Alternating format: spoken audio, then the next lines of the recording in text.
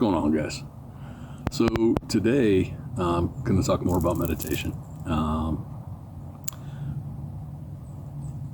I do quite a lot of physical fitness, exercise type style things, and I have most of my life, and I found tremendous benefit in it.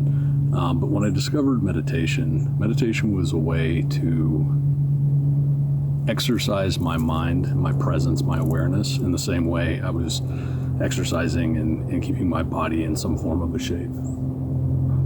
There's times in our life where things are going to be feeling pretty rough and maybe a moment is too much for us to handle. And a big part of that is because we haven't ever probably in our life sat down to try to go through our thoughts and deal with our thoughts.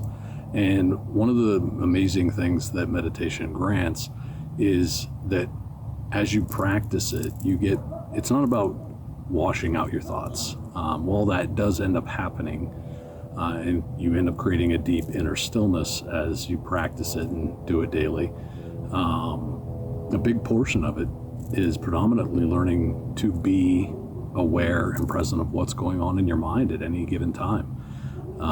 Your mind in so many ways is like a secretary reminding you of things that you were like, oh, I have to remember this. Oh, I have to remember this.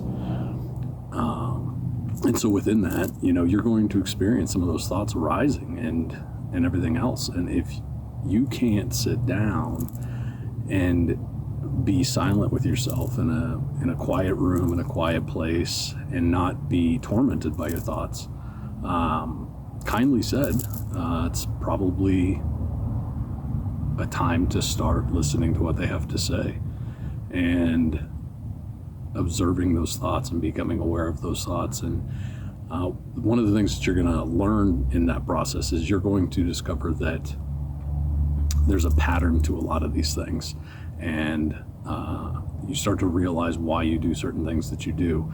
Journaling is one of those things that's going to also help with this, but through meditation, whether you do it at all, the journaling aspect or not, you're going to discover a lot of these things. And when you learn to be calm and present with yourself, you can discover a deep peace. And as you begin to work on some of these looping patterns of thought, of why you do things that cause you to act the way you act in any kind of particular scenario, you start to gain a power of choice to respond differently to these situations. And are these things helping you, or are the patterns that you're using in your life doing for you what you truly want them to, or are these things that you can change? And meditation's incredibly powerful for that. And so you will constantly, probably over the life of this channel, hear me talking about that, because it just helps so much. And I'm so grateful for what meditation has done for me and continues to do for me on a daily basis.